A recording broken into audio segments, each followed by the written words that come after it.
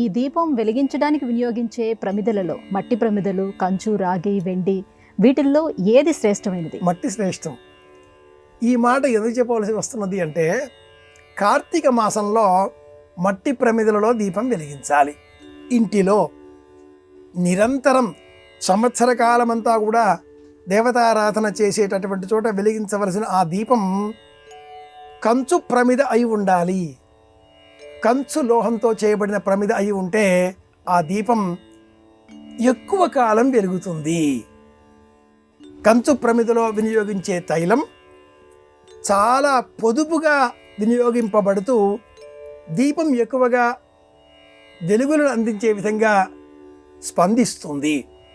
కంచు లోహం అంటే రాగి, తగరం అనే 2 లోహాల మిశ్రమం కల ధాతు సంచయం. ఇది కాకుండా ఆరోగ్యం కావాలి, రాగి ప్రమిదను వినియోగించాలి. ఐశ్వర్యం కావాలి, ఇత్తడి ప్రమిద వినియోగించాలి. ప్రాణశక్తిని ఉద్దీపనం చేసుకోవాలి, మట్టి ప్రమిదని వినియోగించాలి.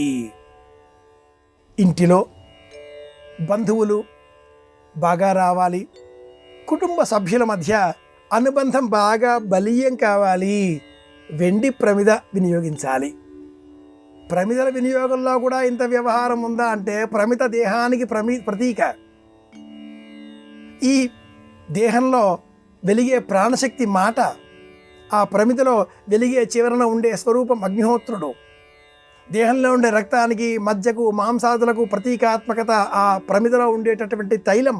వైరాగ్య అన్న పదాన్ని మనం విన్నట్లయితే, వైరాగ్య భక్తి సంపూర్ణే తైల భక్తి సమన్వితే, ఇలాంటి శ్లోకాలు అనేక సంప్రదాయం తెలిసిన వారు చెబుతూ ఉంటారు.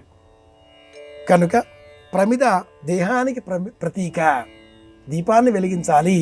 మట్టి ప్రమిదలో వెలిగిస్తే కార్తీక మాసం శ్రేష్టం. 1 కాకుండా 4, 6, 8 ఇలా అధిక సంఖ్యలో దీపాలు వెలిగించాలి అని చెప్పడం కోసమే అందులో వత్తులు ఎన్ని, 2 వేయాలా, అడ్డంగా వేయాలా, ఏ దిక్కు దీపం వెలిగించాలి, ఊర్ధ్వం వైపు వెలిగించాలా, ఇలాంటి వందలాది సందేహాలు అలా వస్తూనే ఉంటాయి. దీపం వెలిగించడం ప్రధానం. ఇది ముఖ్యంగా పెట్టుకొని ఉద్దీప్యస్వజాత వేదో